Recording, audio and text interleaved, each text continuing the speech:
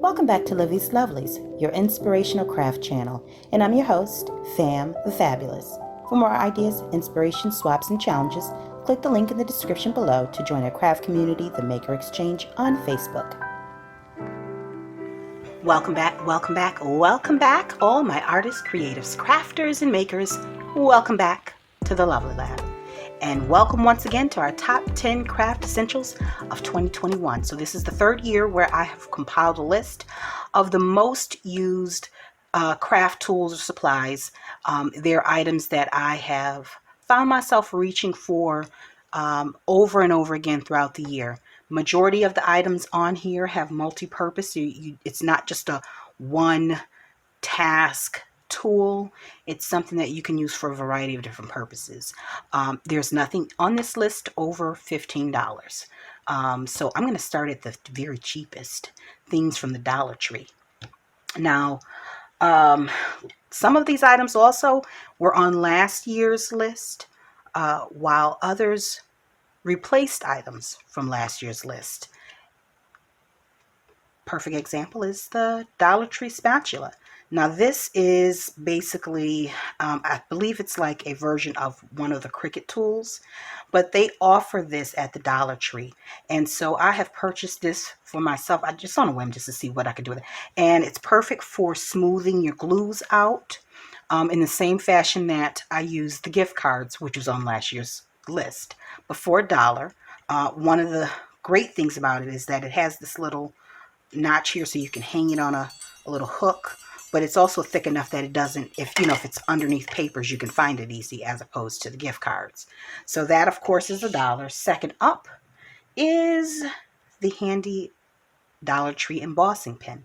It has two different tips to it. I'll show you here. And what I use this tip most often, but I use this to score with as opposed to the little boning folder that comes in the envelope maker or the scoring boards that I have.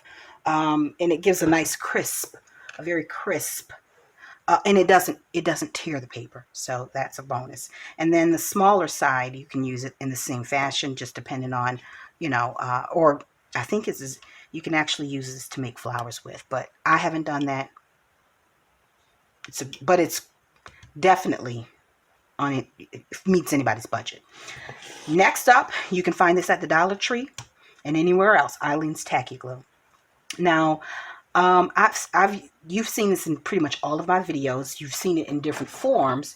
You've seen me water it down, put it in a little container like this for very thin paper, pattern paper, one that's not double-sided.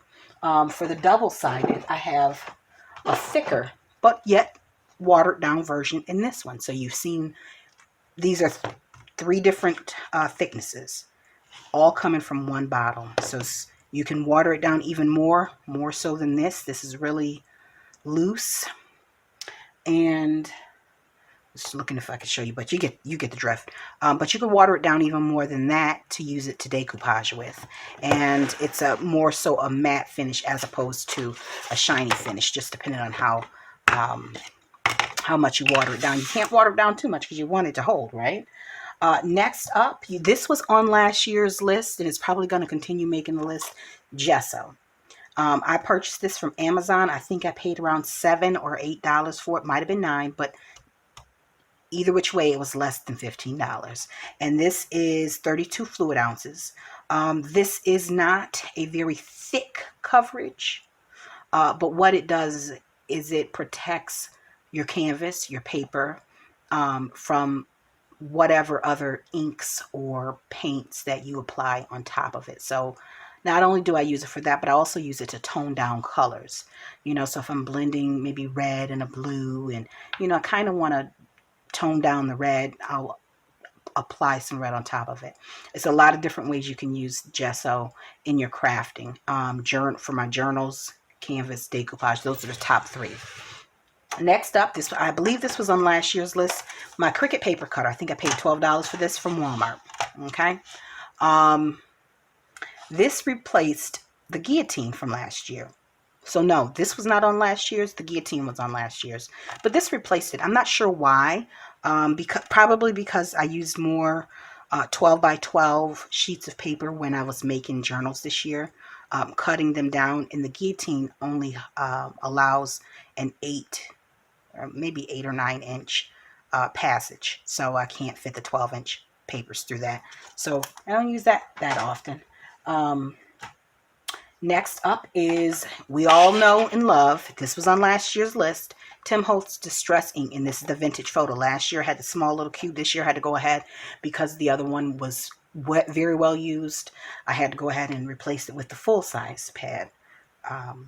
And let me tell you, it's for distressing. I mean, obviously it says distress ink, but it definitely adds a lot of good contrast. It's not too light, it's not too dark. Walnut stain is for a much deeper brown, but this I can use pretty much with any color. So use that quite often. Now, while we're on the subject of inks, I want to talk about this particular pigment ink. I purchased this for maybe $2 or one. It might have been $1. I don't know. It was on clearance. But pigment inks are very good if you are, one, using embossing powder, and you know, this prevents you from having to reach for the clear embossing ink. So if you're using a dark, whatever color embossing powder that you're using, if you have that in an ink, you don't have to use the embossing ink. I hope that made sense. So in addition to that, this is great because it doesn't move. If water is on top of it, it doesn't smear. You can watercolor on top of it, you know, especially as long as you have protected underneath. You know, you definitely don't want the inks going under the paper and deteriorating it. But so if you're using maybe a watercolor paper, you could stamp it first and watercolor on the top of it. And let me give you a classic example of what I'm talking about. For my packaging, my Livie'S Lovelies packaging, I used this pigment ink for the stamp. And then on top of it is a metallic watercolor paint, okay? Well, two different ones. Well, one, and then there's an ink back, a Tim Holtz oxide ink. But it doesn't move, so you're good to go on that. While we're talking about branding, I would be remiss if I did not include my logo stamp in here. This is, there's a video on my channel somewhere that talks about where I share where I got this logo stamp from, and I believe it's rubberstamp.com. I use this in all of my packaging. I put this on the back of my cards, put it on tags, any gift item that I give, whether it's a journal or something else, I always include my stamp in it. So for those of you who are small businesses, maybe you have for those who have a small shop or Etsy shop or what have you, this is great for you to stamp out your cards. You don't have to buy a bunch of packaging. You can stamp and create some little postcards and stamp that on there, or put it on your own tags or gift boxes like I did. So I think I paid $10 for this, but I've got my money's worth out of it just in terms of how I'm able to use it. Next up would be talking about small businesses. This particular stencil. This stencil, I find myself reaching for time and time again, whether I'm using it on a canvas, background for journaling, cards, whether I'm trying to make, my own papers to go inside of a journal or for a card. I've actually used it on cards and in journals on the channel. And you also saw it on the canvas that I made for the winter theme deer canvas. I'll put a card up in the corner. But this one is made by Thelisha of Where Baking and Crafting Meets here on YouTube. And her shop is called The Sweets. It's Neat Sweets, I believe. It's Neat Sweets, SUITES.com. I will drop a link below to this particular stencil because I've used it. It's really durable. I punched holes in it just to put it in my 3-ring binder. But I love that stamp. Something about the brick reminds me of, it's obviously architectural. So, and I love houses and buildings and blah, blah, blah. All right, last but not least, my heat tool. I use this pretty much every time I'm creating because I want to hurry up and dry my papers, my glues, inks, embossing, and I also use it obviously for embossing powders and things of that nature.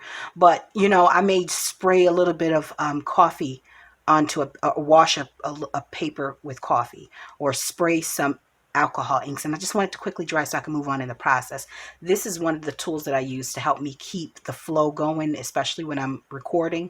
So I got this off of Amazon for $7.99. Okay, so everything in this list, the most expensive one on this list is the Cricut cutter. You can get them cheaper. You can get them on sale. You can use a coupon, I'm sure, at some of the stores. But you don't have to spend a lot in order to build your craft supply and craft essential stash. There are a couple of things that I want to point out, that if you are new to crafting, it would be worth the money to purchase.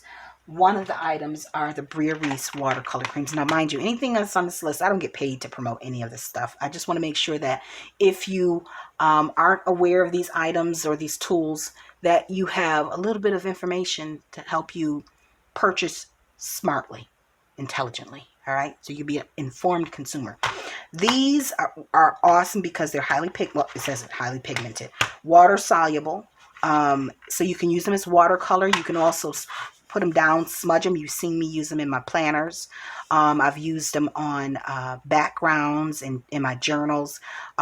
You can add a little bit of color here and there without saturating your paper. If you're going to use, like a watercolor, use it for watercolor. You can also use it like you use a watercolor. But you don't have to. Let me just show you what I mean. Quick little example, if I can find a piece of paper, because it's worth me taking the time out to show you. Okay, so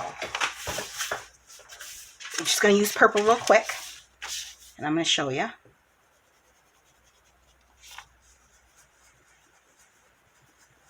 Get a nice little smear there. And if you have a brush, and I'm sure I have one nearby.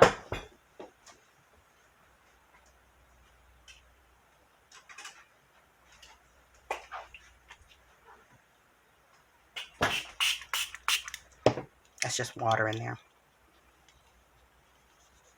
You can smear it a little bit further. So it's definitely worth the investment for these. I think I paid $7.99 or $8.99, something like that, when I purchased them from Tuesday Morning, but they're still at Hobby Lobby and all the other stores and online at Amazon. And you probably can get them for relatively around the same price. Glue sticks, keep these on hand for decoupaging. I didn't make the top 10 because I use quite a bit of the Eileens tacky glue, but from time to time when I'm doing collage work, I'll reach for a glue stick, especially if I'm using copier paper or printables and digital downloads. One other thing, I think I paid $8 for this, is the Tim Holtz Ideology ruler. I can't tell you how I use this every day for virtually every craft project, from tearing the pages off to measuring, to making sure that my pages are balanced, because there's a zero there, making sure that things are even. There's a zero right there, and then there's all these little grid lines. Perfect. So those are the 3 other items that I would recommend you investing in. Last is the free one, and I'm going to continue to recommend this as long as I'm on this channel. Prayer and quiet time.